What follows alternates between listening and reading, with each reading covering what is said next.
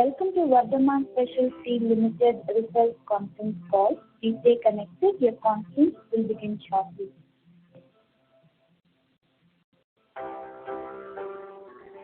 Welcome to Vardhman Special Steel Limited Results Conference Call. Please stay connected. Your conference will begin shortly.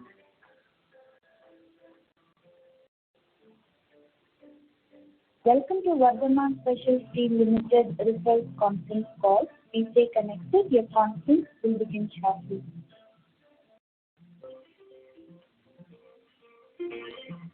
Welcome to Vardhman Special Steel Limited Results Conference Call. Please stay connected. Your conference will begin shortly.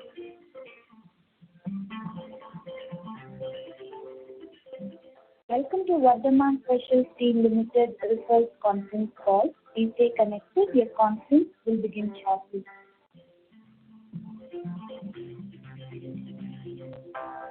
Welcome to Vardhman Special Steel Limited Results Conference Call. Please stay connected. Your conference will begin shortly.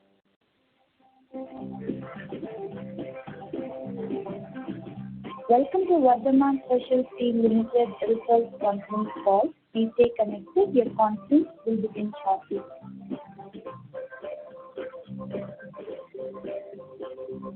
Welcome to Vardhman Special Steel Limited Results Conference Call. Please stay connected. Your conference will begin shortly.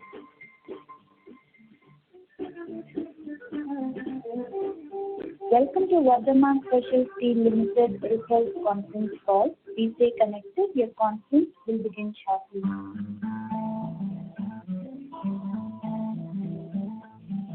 Welcome to Vardhman Special Steel Limited Results Conference Call. Please stay connected. Your conference will begin shortly.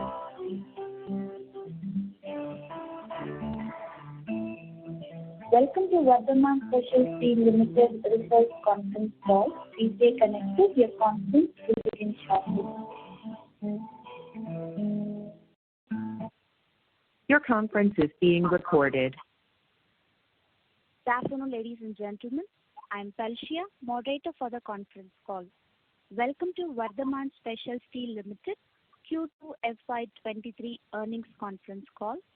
We have with us today Mr. Sachit Jain, Vice Chairman, and Mr. Sanjit Singla, CFO.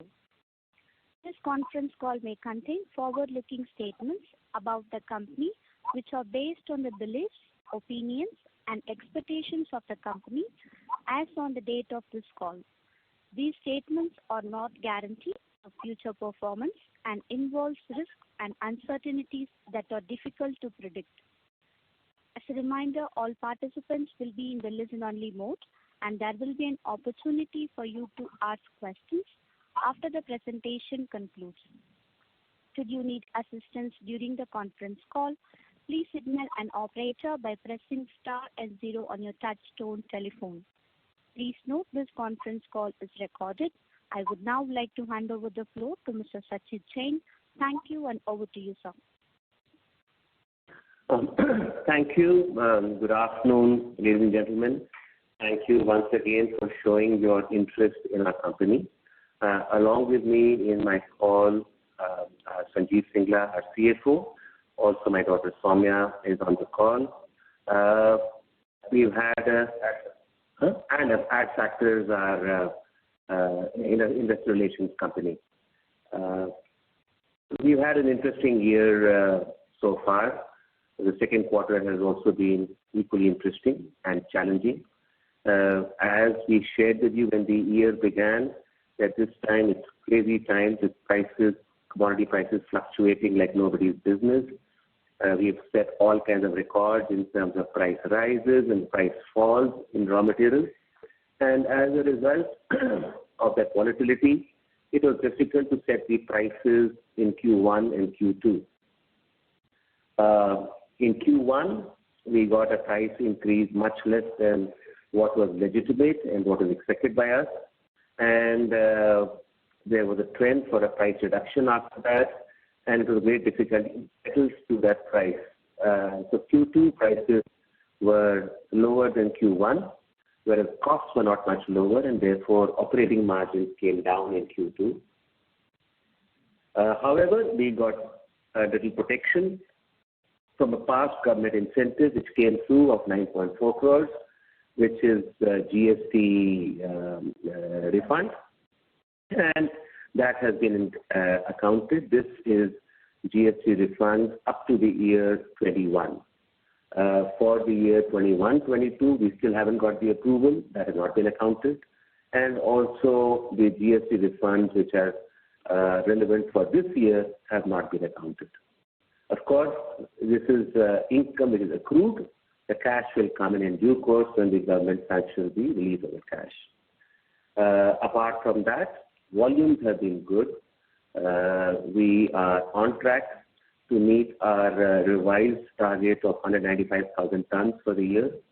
We might even try to see if we can exceed this figure and touch 200,000 tons. But anyway, as of now, our target figure of 195,000 stays. I will leave Sanjeev Singla, our CFO, to take you some of the financials, and then I'm available for a Q&A. Sanjeev? Yeah. Good afternoon, everybody. Cool. Ladies and gentlemen, we are also joined now by our Executive Director and CEO, Mr. Rewari. He is also joined the call now. So, yeah, Singla, all yours. Hello.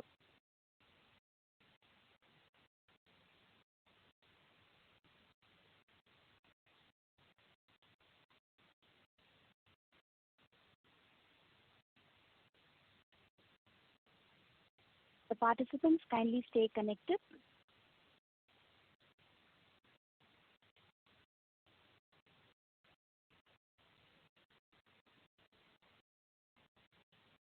The participants kindly stay connected while we connect the management team back on the call.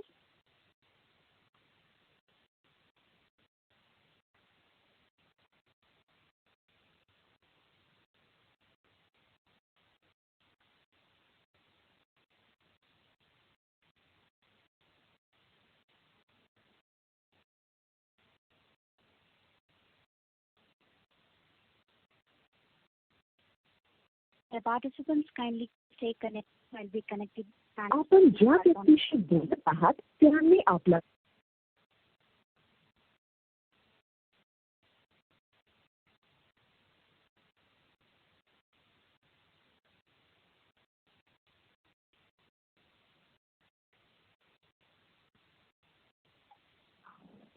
We welcome the management team back on the call. Am I audible?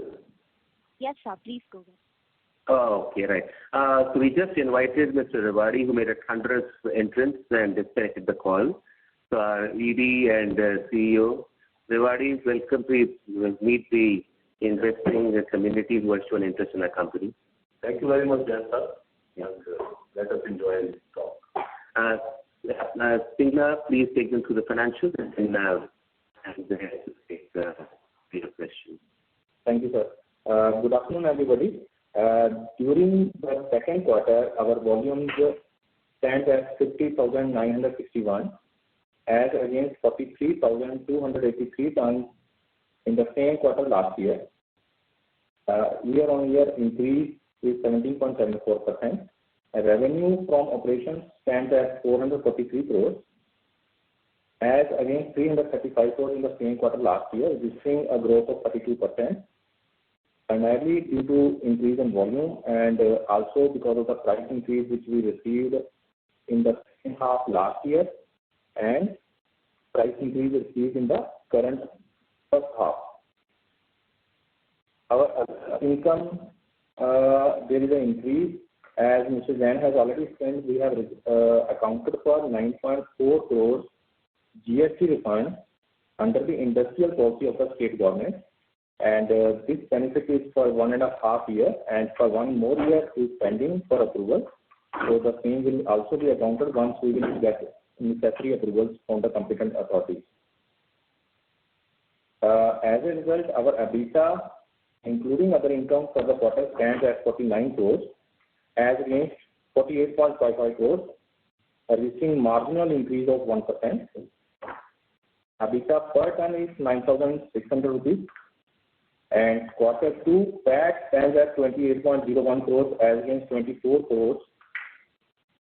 In the same quarter last year, there is an increase of 15%, mainly because in the current year we have switched over to the new tax regime. Under this new tax regime, the effective rate of tax is 25%, as against 35% in the old tax regime. So that's all on our financial performance, and I now request further question answers. And before the questions come in, again, our EBITDA to capital employed is above 20%.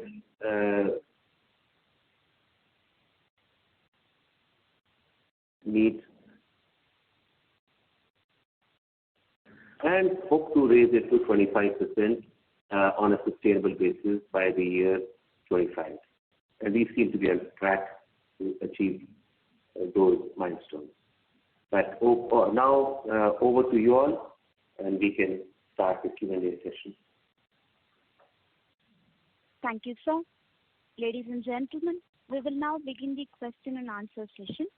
If you have a question, please press star and 1 on your telephone keypad and wait for your turn to ask the question.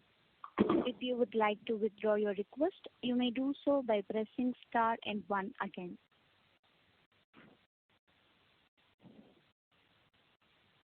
Ladies and gentlemen, if you have any question, please press star and 1 on your telephone keypad.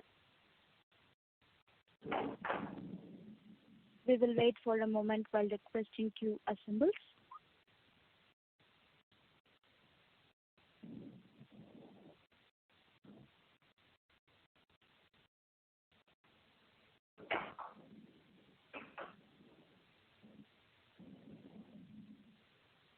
Ladies and gentlemen, if you have any question, please press star and 1 on the telephone keypad.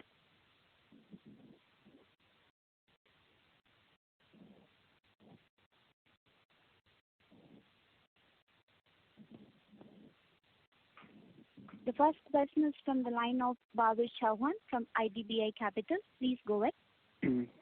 Hi, sir. So my question is with regards to the strategic alliance with IC Steel that we have done. If you could share what is the kind of offtake has Toyota assured of any offtake that will happen from this, and what is the kind of steel that will be making, and what is the market potential for that kind of steel going forward? So, thank you, Bhavesh, for asking this question. I think there is echo coming. I'm sorry Hello? to interrupt you, sir. There's an echo coming back. My voice is coming back. Yes, sir. Is it okay now? So can you please reduce your speaker volume, sir? Okay. Is that okay? There's still an echo.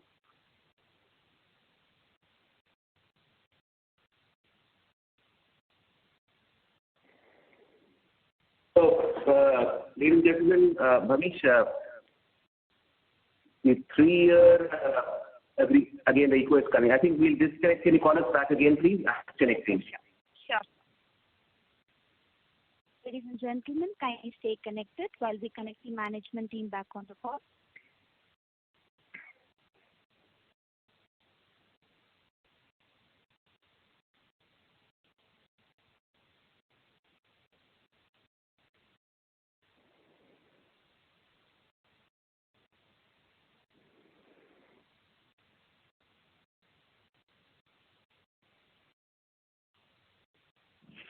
We welcome the management team back on the call. Yeah. So the first 3 years of this agreement with Aichi have been completed, and we have signed the agreement for the next 3 years. And with Toyota, the approvals have started coming in, and part production has already started for some parts, and mass production has started for some parts. So there is a series of parts which are going to get approved, and this is in sequence. Again, I think the echo is still coming. Is it disturbing too much, or shall I continue like this? No, it's not disturbing. Hello? Yeah? Not disturbing. Please continue. Oh, okay. So this year we should do about 3,000 to 4,000 tons. And in the next 3 years, this figure should rise to about 30,000 tons.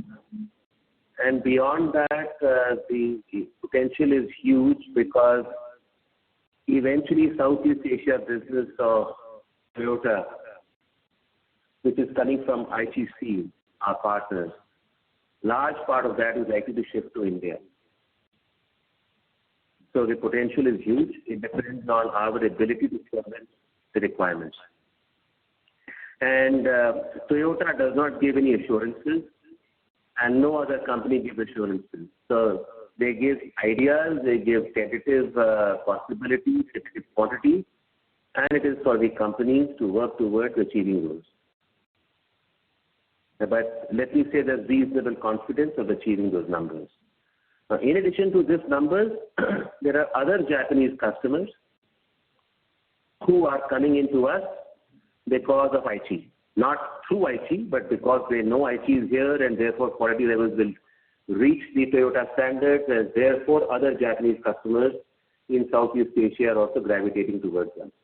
So from business point of view, we are expecting a shortfall in capacity in the next 2 to 3 years. Sorry, does that answer your question? I'm sorry to interrupt. It got dropped from the call, sir. Okay, right. Yes, sir. Anybody else? Yes, sir, sure. Thank you. And the next question comes from Rafiq Sheikh from One Up Financial. Please go ahead. Yeah. Hi. Good afternoon, sir, and thanks for the opportunity. So I have a few questions. Firstly, so this incentive that we have received from the government, how long and what would be the quantum which would be pending? You mentioned that LGST is pending for another year. And is there any electricity benefit or any other benefit which we are expecting? So this benefit is going to last for about 7 years. And we are expecting about roughly 7.5 crores for 1 year, for previous year, which will, only when we get the approval will we get it. And going ahead, it will be roughly about 8 to 10 crores per year. Okay. So this covers everything. This is GST. On electricity, is pending, plus annually, these are part of our payment. Right. This will be reported separately because it's a prior year income and come in as a lump sum. Right. So any 4 years for the electricity benefit? It's also about 8 to 10 crores per year we will be getting. But that is already accounted in every quarter's results. Yeah, that is also reported in other income, right? Correct. Okay. Yeah. Right. Okay. Thank you for the clarification. So my next question is on the scrap prices. We've been reading that because of lower production in the West, material is coming into India. So has that benefited us in terms of lower scrap prices? If you can throw some light, and what would be the scrap prices currently versus the last quarter average? So prices are headed a little downwards, but domestic prices are higher than international prices. Okay. And we were largely relying on domestic scrap. But as the international prices are sustained at a lower level, we have increased the purchase of imported scrap. And so the prices keep changing. There's no point in talking about a number at this point. But currently around 400, the prices are fluctuating between $440 and $460 per ton landed in Nhava Sheva. Okay. So what would be the premium of domestic scrap prices over international? Varies, but currently it's between 2,000 to 4,000 rupees. It varies between that. So it's a constant dynamic taking a view. In my time in the steel business, I have not seen a situation where international prices have remained that much lower than domestic prices. Right. So this is an unusual kind of situation.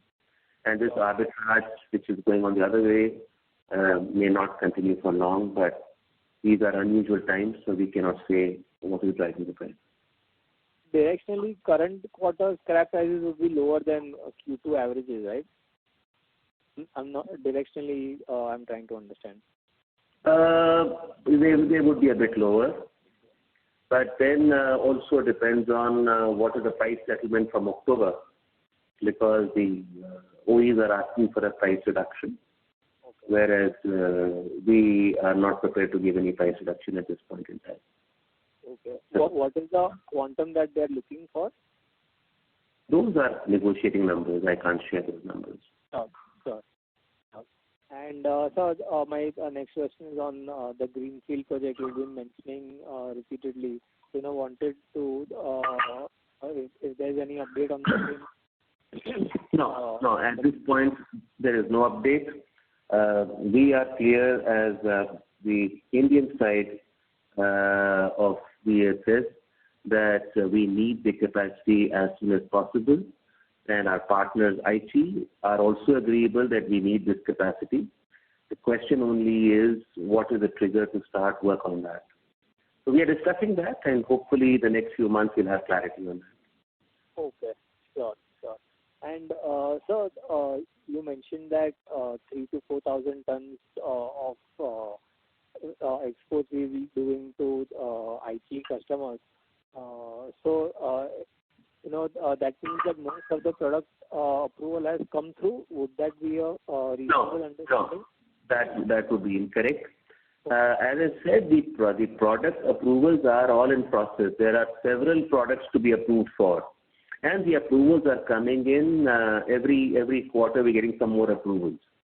Because it's a slow process of sending material, making parts, testing those parts, and getting those approvals. And this, what is happening, is at super fast speed. So no other Indian company can replicate what we are able to get.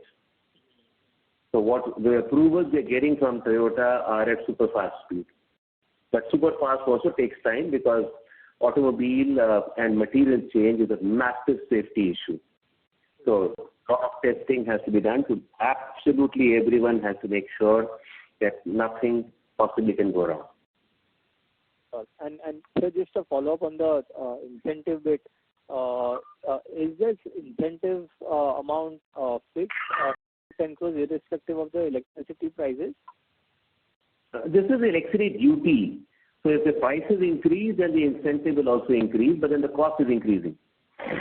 So this has got nothing to, and this figure will change depending on as we increase our production and our consumption goes up, this amount will go up. So this is a percentage of the power. So basically, in effect, it is a reduction in the power tariff. Okay. And would you like to share, what would be the mechanism, if what it comes in the bill. It gets adjusted in the bill every month. Adjusted in the bill. Yeah. Okay. So as we use more power, we'll get a higher refund, something else. There's no refund. We pay less. Okay, we pay less. Okay. Yeah. Okay, so electricity duty, there is no refund. We pay less to the government, and the GST part, we get a refund. So there are two legs to this incentive. Right. So just wanted to understand on the electricity. So if the electricity bill is 100 rupees, you will be getting a percentage of a reduction on the expense, and the entire expense we bill it in the PS line item in the expense side, and the lower the Part other income. That correct. Okay. Correct. Okay. Sure. I'll get back in. Thank you. And the next question is from Nilesh Doshi from Green Lantern Capital.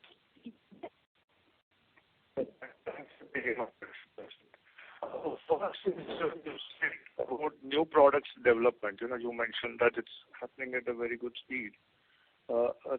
Technically, what these are different grades of steel which you are developing for them, or it is? How do I understand it? These are unique products to Toyota. It may be the same grade, but the quality specs would be different in some cases. In some cases, there may be unique grades also. But mostly it is existing grades, but much tighter quality specifications. So in terms of manufacturing this product cannot be sold to anybody else. Yeah, but does it call for changes in the manufacturing process or? It does. I see. Okay. Second is, what are you really observing on a global framework that structurally why these companies are looking at India after, many years they have always remained sourcing within their own country or maybe? Not really. That would be incorrect to say. At least I know our partners, Aichi, have been scouting India since 2006. Okay. I think the first contact with our company was made in around 2006 or 7. So it is taking like what, a decade to even develop more and more products, right? You see, the point is that to find the right thought process, to find the right partnership, and to operate in India is very difficult. So to just give an example, there are 3 special steel companies in Japan: Daido, Aichi, and Sanyo. Aichi was the first off the block to look for a partner. They couldn't find a right partner. Daido partnered with Sunflag in 2011 or 2012, and Sanyo partnered with Mahindra Eugene or Musco, and eventually has taken over Musco. But they are all having their own difficulties in operating in India. So India, sadly, is a difficult market for many of the foreigners to work in. So No, sir. Again, let me complete. Aichi also partnered with another company called Usha Martin in 2014. They failed in that company. So after 4 years of struggling with Usha Martin, they finally dropped out of that agreement and started with us in 2019. So there always has been intention from them to produce in India and source from India. And I think somewhere Indian entrepreneurs and Indian organizations have to understand, to meet international requirements, we have to change our approach. And they ask for stuff which many Indians say, we need this is not required, and so on. When the customer wants it, you have to give it. So that kind of customer orientation is largely lacking in Indian manufacturing organizations. Yeah, but with the kind of digital world in which we are, and so again, this is not the topic. Again, this is not the topic of this discussion, but I'm suffice to say, Vardhman Group, in Vardhman Group, Aichi has found a firm which is very responsive, which has the same ideology, same philosophy, and they are finding, and so many all customers who come, thanks to Aichi, other customers who are coming in, are doing that. So we are very hopeful that in the next coming few years, we are going to have massive growth in terms of requirement of product from us. Yeah. Thanks for clarification. Just one last question. A pricing with this OEMs, like earlier I remember we used to have yearly pricing, then it moved to 6 months, now it is probably quarterly.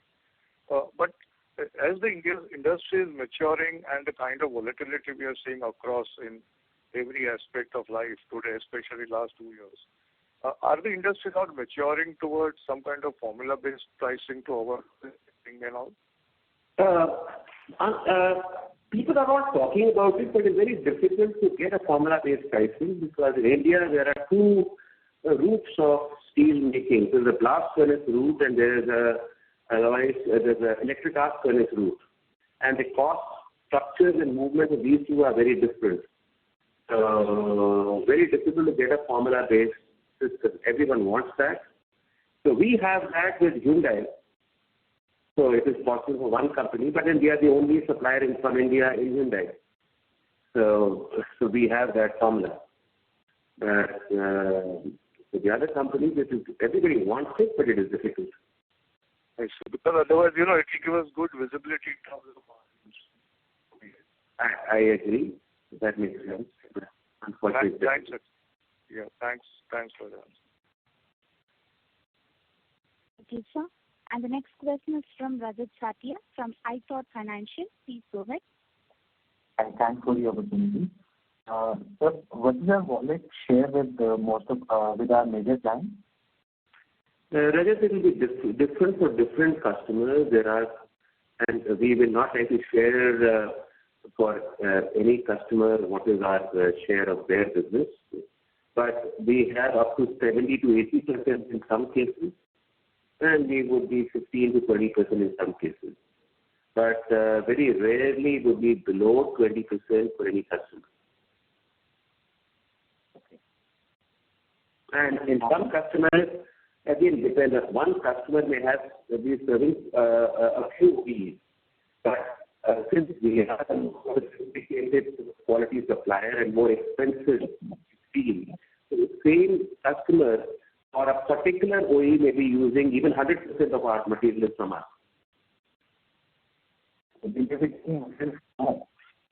From other steel suppliers at cheaper prices for some other OEs which are less quality conscious or for parts which are less stringent in quality requirements. Okay. And where, with the clients where we have lower market share, let's say 20, 30, 30%, do you think there is a possibility to increase it? Again, we are not just now because we are going to have a shortage of capacity. We are not trying very hard to increase sales where customer doesn't value our product and services.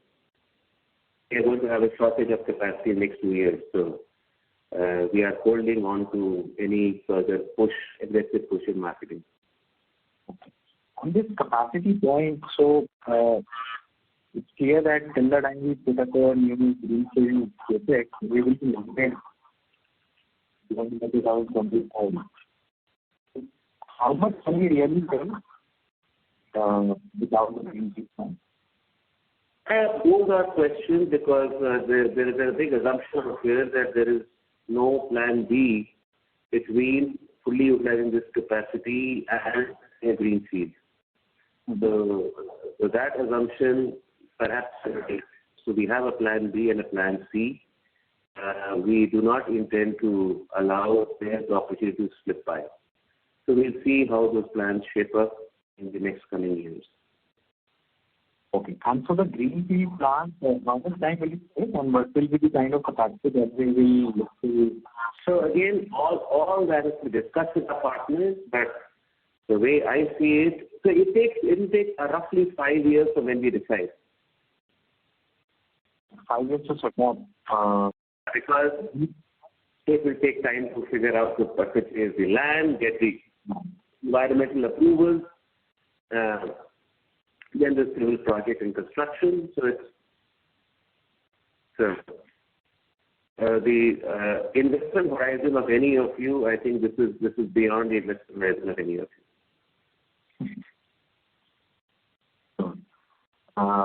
And when it comes to agreement with the renewal of agreement with the IT, is it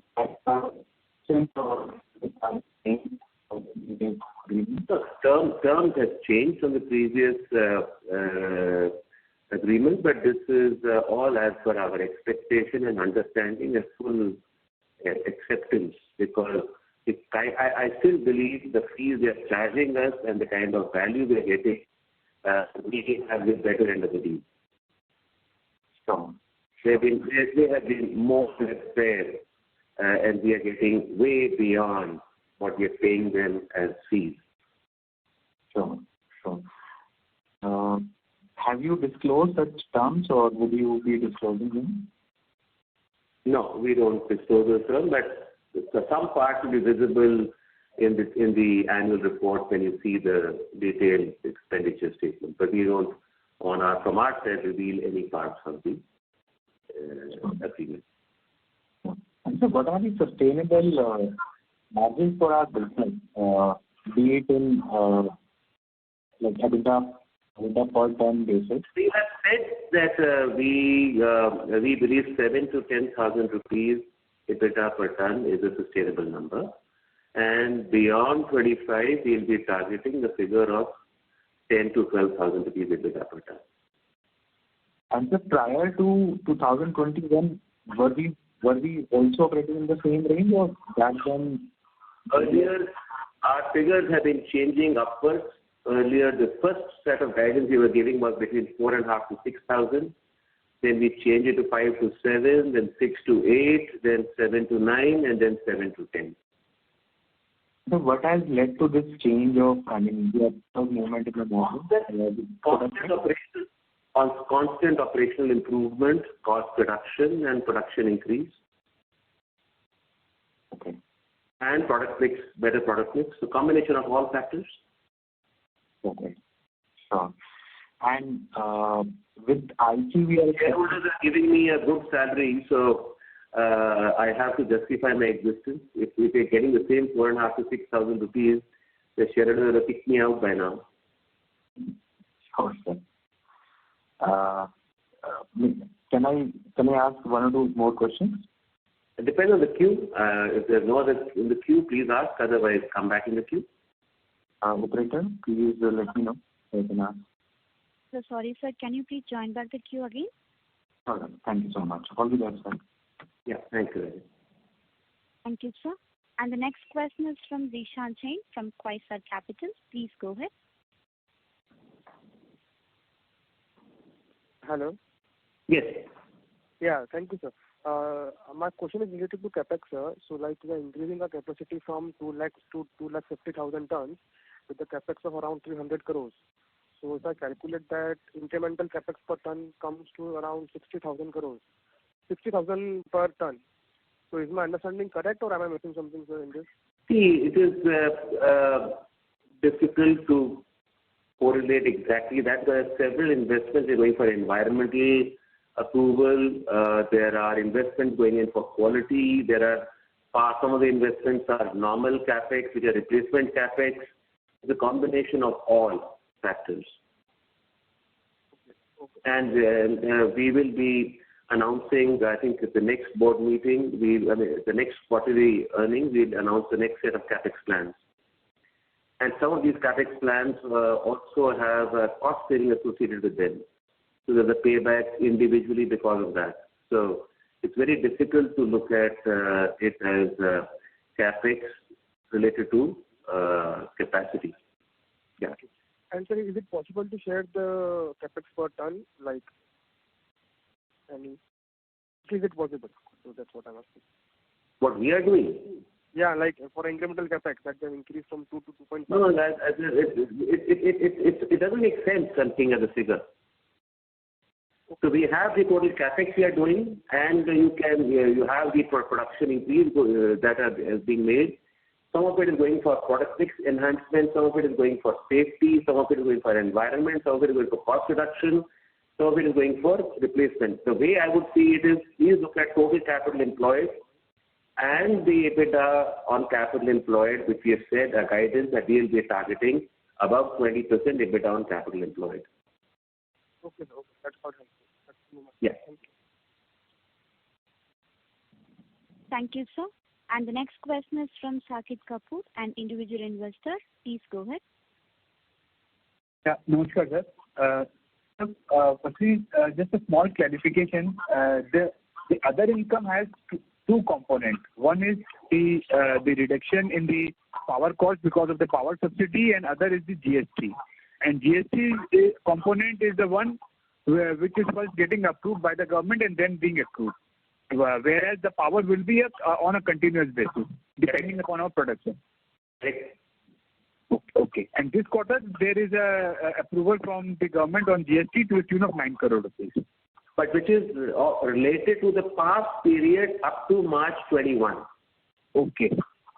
So 21-22 is pending because not yet got approved. And 22-23, the full amount is not yet approved. Okay. So every quarter we can expect this approval. The process would be on what? How is this going to be? We have to apply to the government, depend on the government to give the approval. So it's not in our hands. Okay. Since it's a new government, the incumbent government, I think so, 1 year old. So Is that the reason why the process is taking long, or why was the? I would say perhaps this government has been more efficient than the previous government, and at least clearing this investment that we made was made in the previous government, and if they had any such intentions, then they would have delayed this process further. So we have got the approval now of an investment made in the previous government. Correct, sir. Currently, it is 2 lakh tons, and I think so.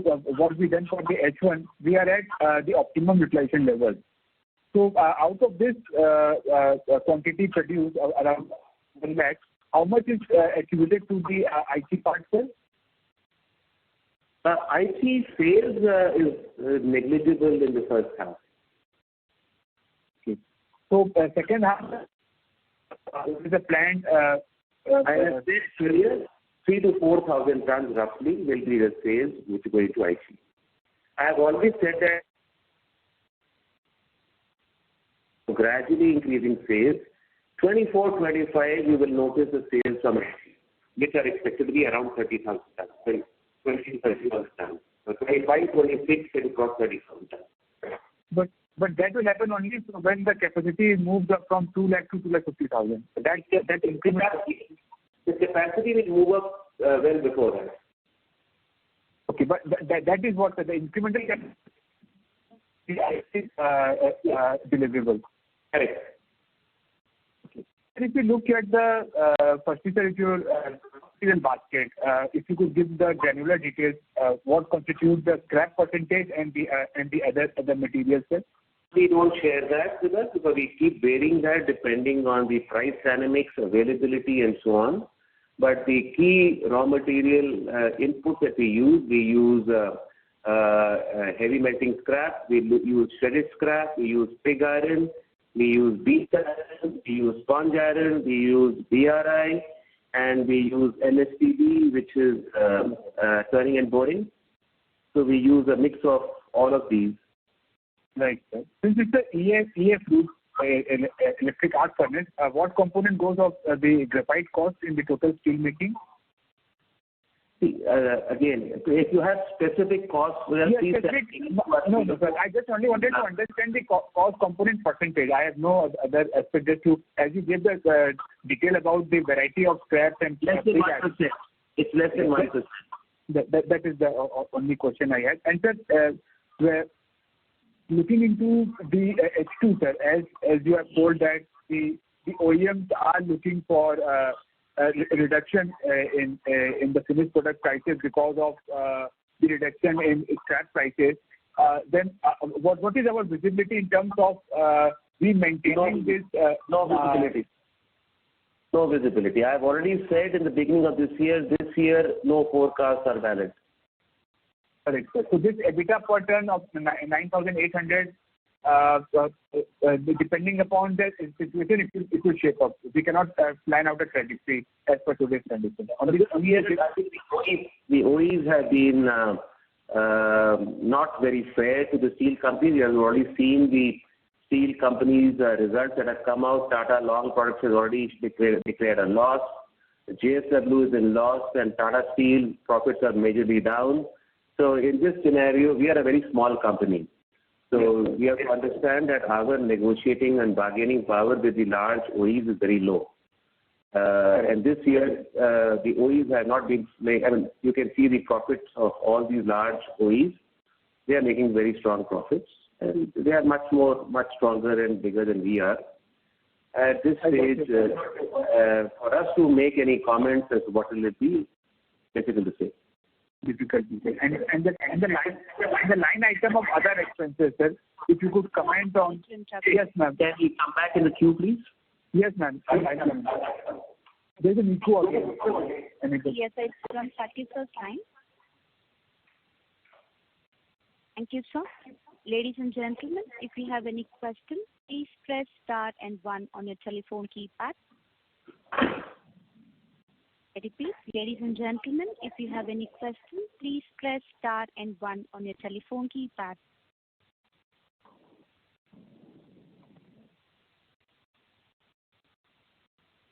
Ladies and gentlemen, if you have any questions, please press star and 1 on your telephone keypad. And the next question is from Aditya Khandelwal from SIMPL. Please go ahead. Yeah, so hi sir, thanks for the opportunity. I recently started tracking your company, so my questions might be a little basic. So, no problem at all, Aditya. We are happy you're tracking our company. Okay, thank you. So, when I look at your EBITDA pattern, I'm not including other income. It has seen a decrease from around 8,700 to 6,800 pattern QOQ. So, what has led to this decrease? So first of all, other income that you're talking about is part and parcel of our business. So the electricity duty is a cost which has been taken into account as our cost. And yes, the GST refund this quarter is a substantial increase, but otherwise it is lower. But yes, for the point, suffice it to say, the EBITDA per ton is lower. It is because the OEs have pushed through a price reduction that was not due. Right. And so I wanted to understand how... And we supply only to the auto industry. So it is all linked to the auto industry. Right. So if I wanted to understand how the pricing of steel will affect you. If the steel prices decrease, is it detrimental for our company or... There's no such standard answer because all depends on how raw material price movement happens and steel prices happen. So if steel prices reduce and raw material prices reduce more than the steel price reduction, then it's to our advantage. Right. And also lower steel prices will also lead to lower absorption of our fixed costs. So that will also be a little detrimental to us. I'm sorry, can you repeat that question, please? So lower steel prices will lead to lower realization per ton. So that will lead to lower absorption of fixed costs for us.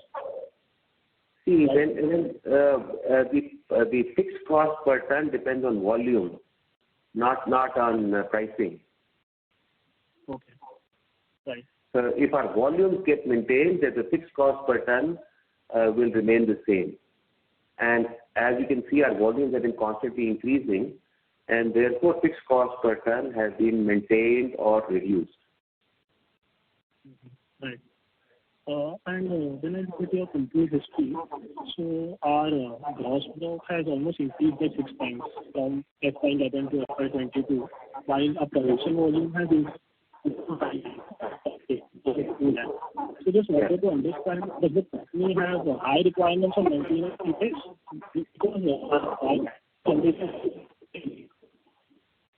The last 10 years, between 2000 and 2010, there was no capex made because this business was seen as a defunct business of the group and there was no investment into this company. After I took charge in 2010, we have been investing continuously. So that has led to increase in as well as modernization as well as replacement capex. So it's a combination of all of these. Plus safety was neglected, environment was neglected, so many other investments had to be made which had not been done by the previous management. And management means the operating management because they never put those proposals forward. Management remains the same, the group remains the same. So again, the way to look at it is returns on the total capital employed, which includes the gross block. So we don't track gross block, we track total capital employed, which is net block plus the net current assets. And investments will continue to be made, which are required by the business. Let me give an example. A full entity line which was put up as part of the previous capex. It does not increase your production, but that is an essential part of being in business. The fuel extraction system costing us 14 crores when we put it up in 2014. Zero impact on PBDIT, in fact a negative impact on PBDIT, but required for environment management. Those investments were not done in earlier.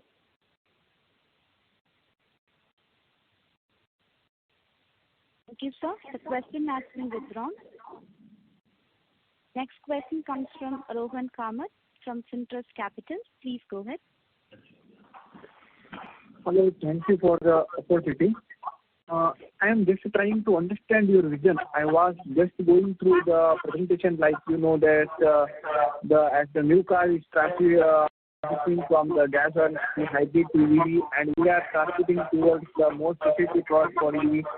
So from a 3 to 5 years perspective, how does the prices cover with the OEM changes and also terms of volume? As you said, like more exports will come into the picture, so we will have to more steady business going forward. So please understand here. I'm not able to understand your question. Can you be precise about your question?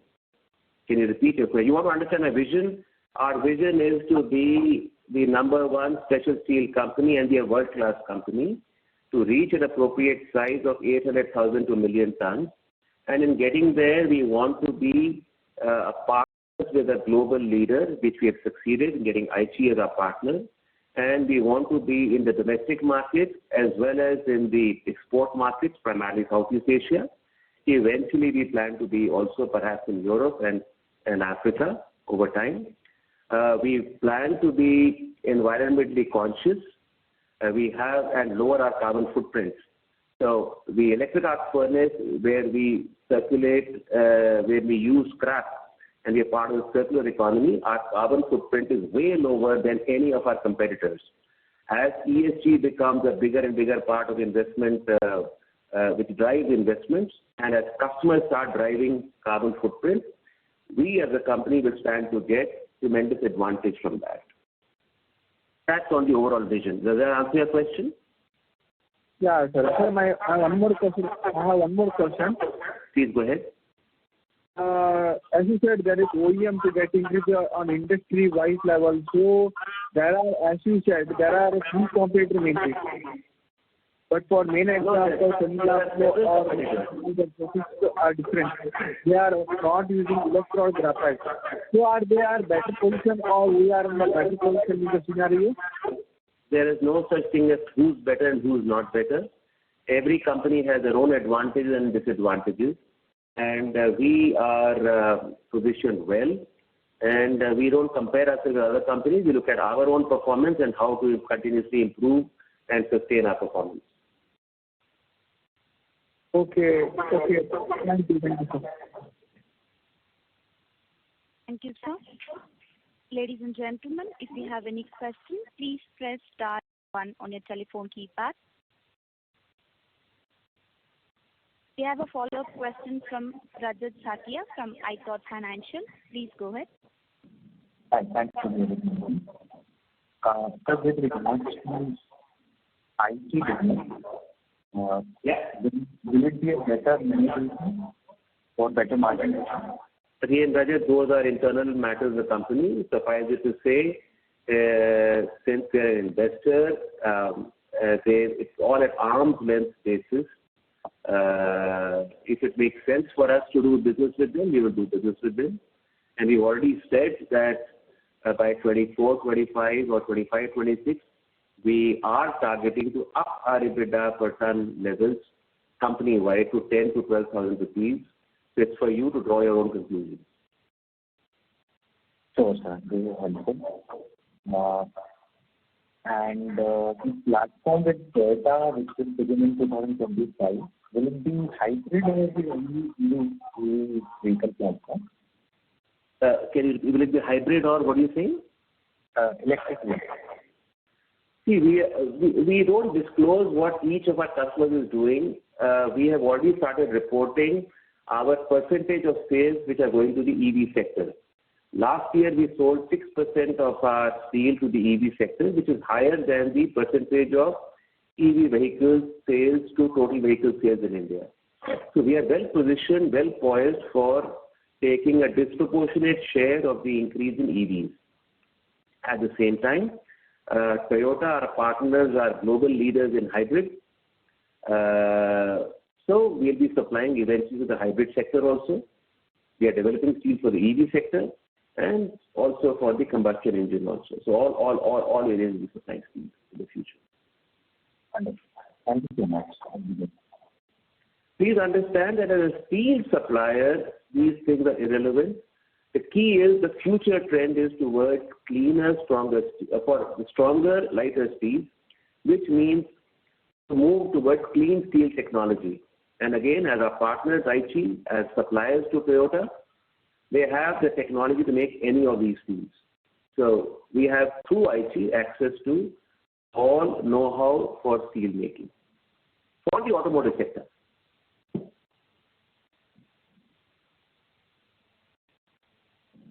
Thank you, sir. And the next question is from Pranay Saveri from J&J Holdings. Please go ahead. Thank you so much for the opportunity. Yeah, Pranay, go ahead. Yeah. Sir, as in one of the statements you were mentioning, go ahead. Hello? Yeah, Pranay, go ahead. Yeah. So, Aichi somewhere in 25 or 26 will be about supplying about 25 to 30,000 metric tons. At that point of time, we would have 15% of our steel applied to them. But what would be that percentage for them in their total cost? It's a tiny percentage of what is their requirement. In the bigger picture, how do you see ourselves with Aichi when our capacities are say 8 lakh to 10 lakh tons per annum going forward? I'm just saying a bigger picture because they all be working hard. They are working hard first to get on that platform. So finally, if we are trying to them, so what's the? I'm unable to connect the dots. Just now, it's a slow process to increase, to gain the trust and to get into any auto company. Please understand, once Toyota approval comes, then the ability to enter into any Japanese OE becomes very high. So there is benefits of selling to Toyota and spin-off benefits to be able to sell to other Japanese OEs. And a large chunk of our 800,000 to million tons that we hope to be producing in the next 10 years, so that chunk of it is going to overseas.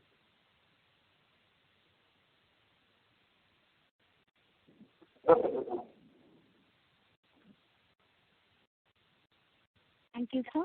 There are no further questions. Now, I give the floor to management for closing comments. Thank you so much for your interest. And closing comments, I'd like to say that our partnership is strong. The physician is here with us. He was there in the board meeting. He can speak to you. He is currently in the plant. And very soon we have a lot of discussions to have with them.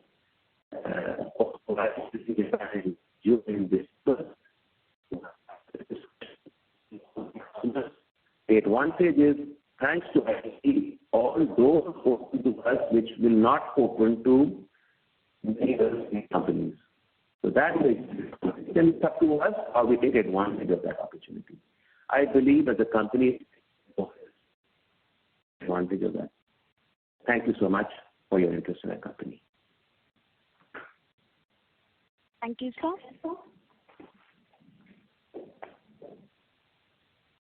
Ladies and gentlemen, this concludes the conference call for today. Thank you for your participation and for using Doorsaba's conference call service. You may disconnect your lines now.